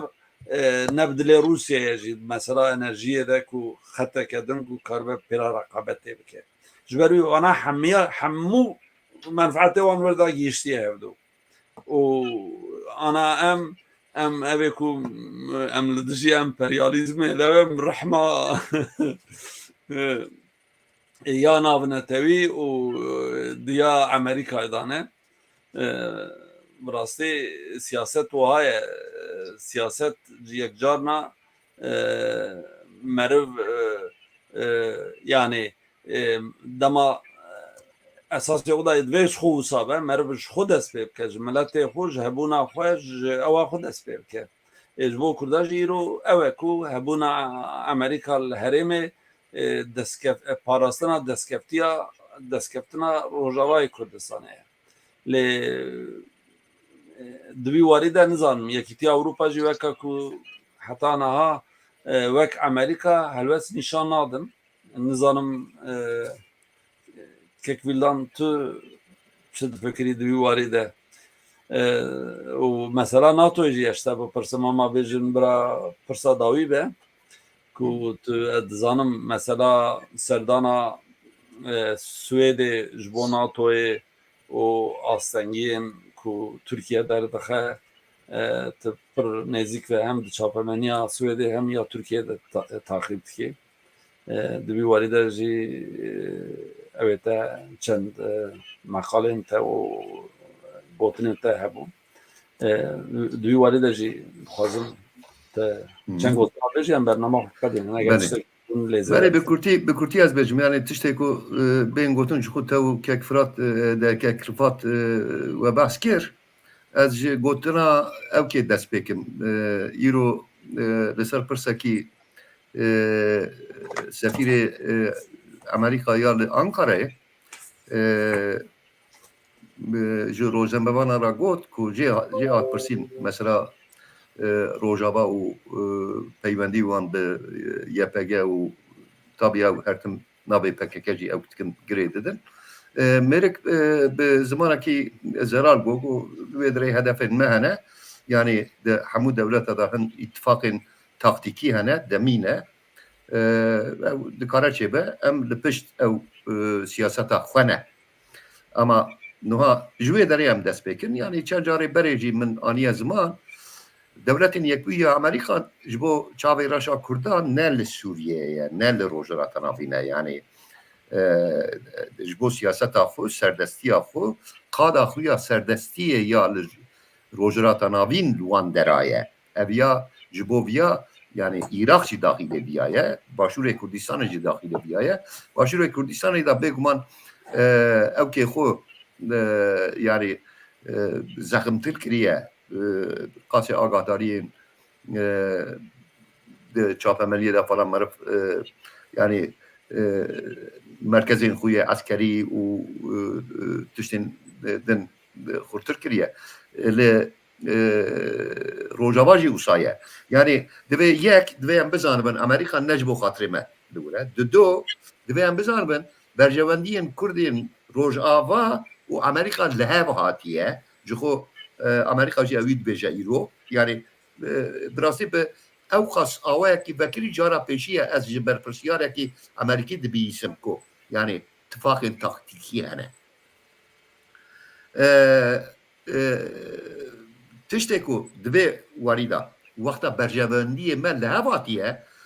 تشتی کو یعنی وک هیزکی قلس یا اتفاقی ev lehvatına berjevendiya de tiştek ku Kürt divê bikin ew ku ev lehvatını dirêjtir bikin yani hem naveroka wî dirêjtir bikin hem jî wexta wî dirêjtir bikin yana yani Kurdên Rojava dimînin destê Rusya, İran, Sûriye û Tirkiyeyê da yani ew xas vekiriye loma li bir jî ev civînên dawî ya navbera NSK û PYD da yani hêvîdarim ku bi ser kevin hêvîdarim ku ew firehtir bibe ew hêvîdarim bi wî awayî Kurdên Rojava bikaribin tifaka xwe bi Amerîkayê ra xurtir bikin و درێژتر بکەن و فرەحتر بکەن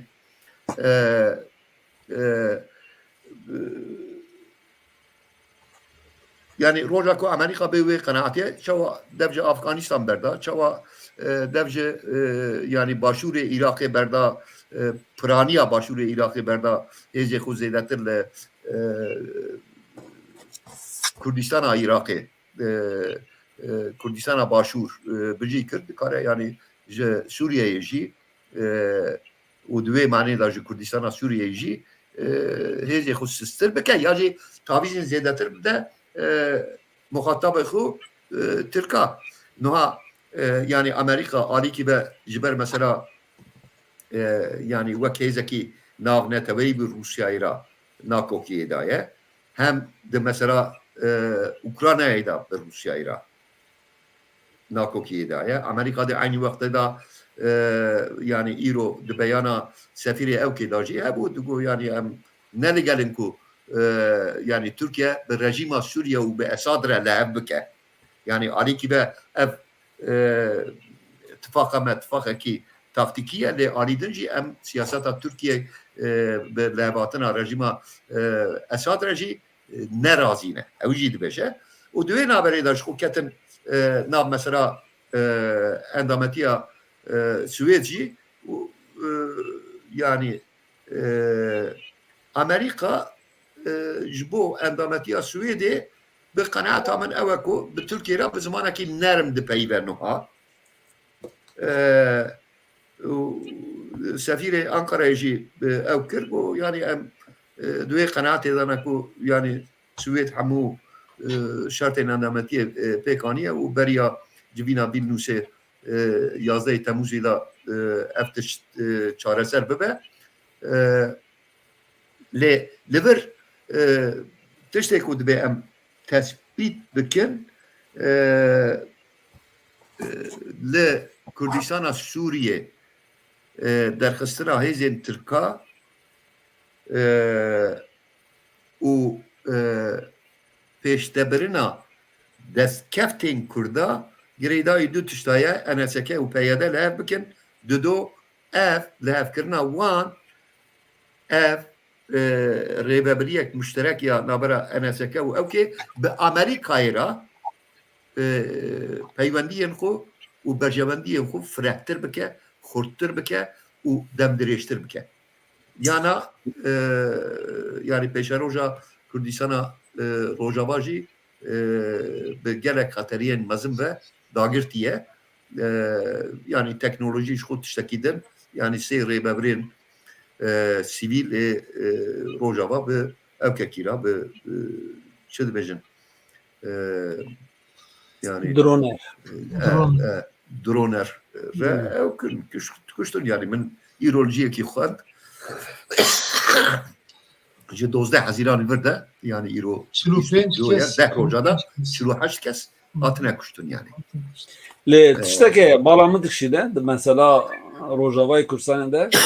hedî mesela Iraqê de İran dixwaze rojek zûtir yani bêjin Amerîka derkevek û Kurd zayıf bibin ew bibin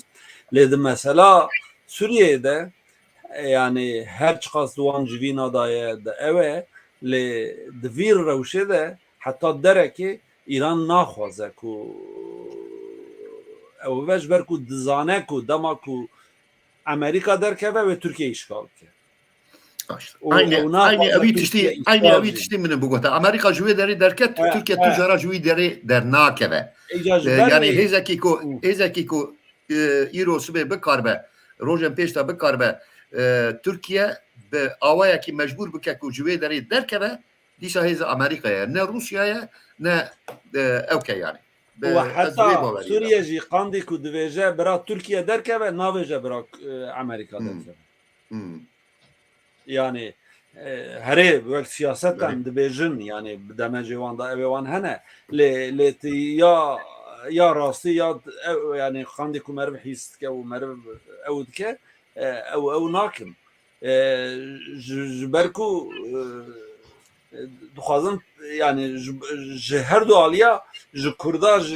divên Kurd ji xwe ew e yani dama Türkiye derkeve o Amerika derkeve şu emi ve problemi hal bikin. Bu ne problemi? Le ana tiştek heye bu problemi erimazın Türkiye. tiştek heye kek mümtaz de dagirkeriye da se tiştin pir mühim hene Türkiye vana bici aniye yani hesap bike tu gava kuciye ki dagir diki zamanı xol vur peşte dixi parayı xol vur dixi piyasayı و دبستانên xwe ava dikî, nexweşxanayên xwe ava dikî. Bana hemmiya heta Helebê Civata sivîl îdare dikî. Rê bicî kiriye yani vaya ev ke bingehê dagirkeriyê ye bicî aniye Tirkiye. Ji bo wî zî zû bi zû ew nabe yani pir zehmet e. Ya tiştê wa da yani bêjin bên ku mer derkeve informasyonê bi vê teknîka ku di destê wan da ye ma sê heb berçava sê heb serokê Daişê li hududê Tirkiye serokê wan ên esasî sê heb li wê derê hatin kuştin. Li wê derê cî di ewa Tirkiyeyê di parastina Tirkiyeyê de. İşte ji ber wî yani di wî warî de Tirkiye hemiya bêtir ew e agresîv e yani mesela Amerika û hebûna wî ya li wê derê de. Em tişkî gotinên wê dawîn wan nêzî di saetê me bû me got saet û nîv saet û pêncî du deqe sohbet xweş û germ bû. Gotinê wê dawî bigirim û em bername xwe biqedînin. Gelek spas dikim carekî din. Mala te mala we tevava. Rêz û Gelek silavê spas, xwe ji mala we ava ve. temaşevanan re. Belê temaşevanê jame bernameyeke din li ber qedand û heftiya were yek ji hevkarê min vê bernameyê bimeşîne heta heftiya were bimînin dixweşiyê de em ê bi mijarên nû û bi mêvanên nû li hember re bin. Bara bin.